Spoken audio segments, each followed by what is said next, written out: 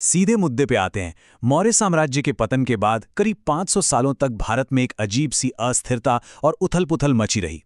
लेकिन फिर इस अराजकता को खत्म करने के लिए एक ऐसे राजवंश का उदय हुआ जिसने इतिहास बदल दिया। हमारा आज का ये एक्सप्लेनर गुप्त साम्राज्य के प्रमुख शासकों और उनके कालक्रम पर आधारित एक स्ट्रक्चर्ड स्टडी गाइड है। तो इस स्टडी गाइड का रोड मैप क्या होगा? बहुत ही स्पष्ट है। हम शुरुआत करेंगे फाउंडेशन ऑफ द एम्पायर यानी साम्राज्य की नींव से।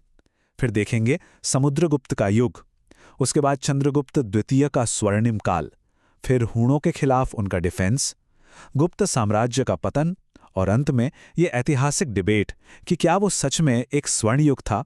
चलिए बिना समय गवाए पहले हिस्से से शुरू करते हैं, साम्राज्य की नींव, फ्रॉम ऑब्सक्योरिटी टू महाराजाधिराज। अगर टाइमलाइन पे नजर डालें तो 275 ईस्वी में श्रीगुप्त ने इस वंश की नींव रखी, फिर 300 ईस्वी में घटोत्कच आए। लेकिन जो असली टर्निंग पॉइंट था वो आया 319 ईस्वी में, जब चंद्रगुप्त प्रथम सत्ता में आए।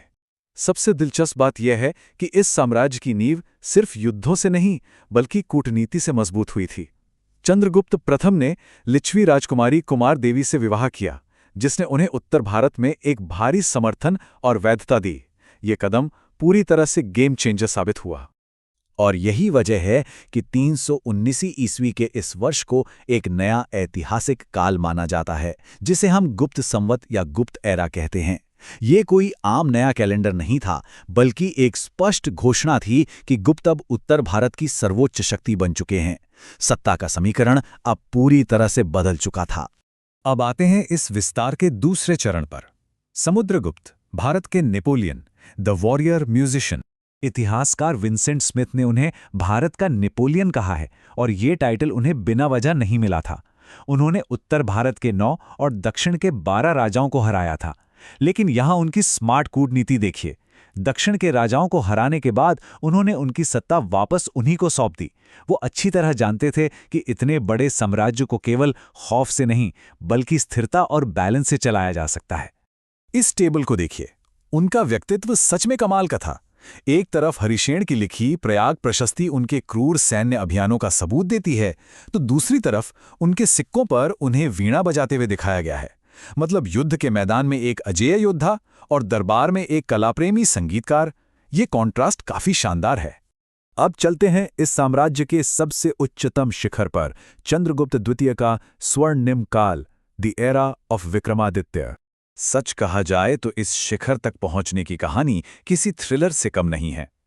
समुद्रगुप्त के बाद गद्दी पर बैठे रामगुप्त एक बेहद कमजोर शासक निकले। जब शकों ने हमला किया तो रामगुप्त ने एक शर्मनाक संधि करके अपनी रानी ध्रुवदेवी को दुश्मनों को सौंपने का फैसला कर लिया। इसके ठीक विपरीत चंद्रगुप्त द्वितीय ने एक अविश्वसनीय कदम उठाया। उन्होंने एक स्त्री का भेष बनाया, शकों के शिविर में घुसपैठ की, उनके राजा को मारा और रानी को बचाकर सिंहासन पर खुद अधिकार कर लिया। इसी बेजोड़ शौर्य के बाद उन्होंने विक्रमादित्य की महान उपाधि धारण की थी।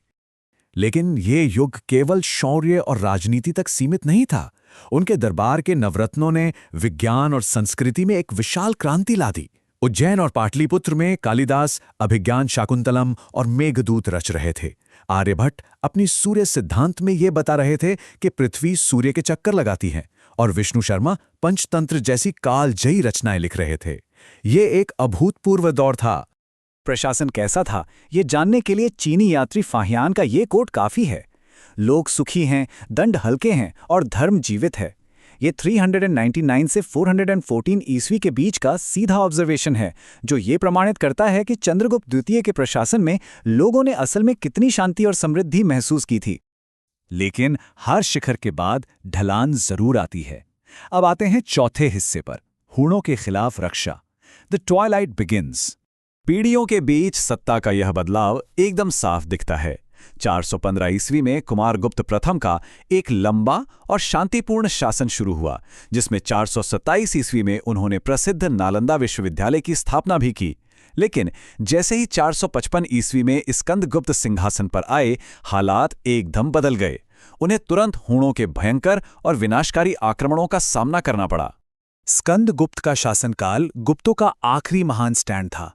उन्होंने उन क्रूर हूण आक्रमणों को सफलतापूर्वक खदेड़ दिया और रणनीतिक कारणों से राजधानी को अयोध्या शिफ्ट कर दिया। भारी बारिश के बाद सुदर्शन झील के टूटे हुए बांध का पुनर्निर्माण भी करवाया। ऐतिहासिक दृष्टि से एक और अहम बात यह है कि सती प्रथा का सबसे पहला प्रामाणिक साक्ष्य भी इसी शासनकाल से मिलता है। स्कंदगुप्त के बाद जो हुआ वो पतन की एक बहुत तेज प्रक्रिया थी। भाग 5, गुप्तों का पतन। 467 ईस्वी में पुरुगुप्त के आने के साथ ही कमजोर शासकों की एक लंबी कतार लग गई। 477 ईस्वी तक आते आते बुद्धगुप्त का शासन एक सिकुड़ते और टूटते हुए क्षेत्र तक सिमट गया। 500 ईस्वी में नरसिंहगुप्त ने क्रूर हूण राजा मेहरकुल को बंदी जरूर बनाया, लेकिन ये एक डूबते हुए साम्राज्य की आखिरी छोटी सी जीत थी। और आखिरकार 570 ईस्वी तक विष्णुगुप्त के साथ ही ये विशाल गुप्त साम्राज्य आधिकारिक रूप से इतिहास बन गया। तो इस पतन के मुख्य कारण क्या रहे होंगे? सबसे बड़ा कारण था हूणों के लगातार आक्रमण, जिसने साम्राज्य की अर्थव्यवस्था को पूरी तरह से निचोड़ लिया था। इसके अलावा मालवा में यशोधर्मन जैसे शक्तिशाली क्षेत्रीय राज्यों का उदय हुआ। एक के बाद एक ऐसे कमजोर शासक आए जो केंद्रीय सत्ता को बांधकर नहीं रख सके, और इन सब वजहों से साम्राज्य का रुतबा, टैक्स रेवेन्यू और सैन्य शक्ति सब कुछ ताश के पत्तों की तरह ढह गया। अब आते हैं अपने अंतिम और सबसे विचारणीय भाग पर। क्या ये वास्तव में एक स्वर्ण युग था? इस विषय पर इतिहासकार काफी गहराई से बटे हुए हैं और हमें इसे निष्पक्ष रूप से देखना चाहिए। एलीट या शासक वर्ग के नजरिए से देखें तो कला, अजंता की गुफाओं जैसी शानदार वास्तुकला और उन्नत विज्ञान का ऐसा विकास हुआ जो पहले कभी नहीं हुआ था। लेकिन आधुनिक इतिहासकारों का एक वर्ग ये सवाल उठाता है कि क्या ये अपार धन और प्रशासनिक लाभ आम आदमी तक उस स्तर पर कभी पहुंच भी पाया? फिर भी उनके प्रभाव को इतिहास से नकारा नहीं जा सकता। इतिहासकार एल.डी. बार्नेट का ये कोट बिल्कुल सटीक बैठता है। भारतीय इतिहास में गुप्त काल का वही स्थान है जो यूनानी इतिहास में पेरिक्लीस के काल का है। बहस चाहे जो भी हो, यह सच है कि गुप्तों की विरासत ने संस्कृति, कला और वैश्विक ज्ञान को हमेशा के लिए एक नया आकार दिया। तो इस एक्सप्लेनर को समाप्त करते हुए एक अहम सवाल यहां विचार के लिए छोड़ते हैं। क्या उच्च कला और विज्ञान का विकास ही किसी युग को स्वर्ण युग बनाता है, अगर आम नागरिक उस समृद्धि में पूरी तरह भागीदार ना हो सकें? किसी भी महान सभ्यता को मापने का असली पैमाना आखिर क्या होना चाहिए? इस पर जरूर सोचिएगा।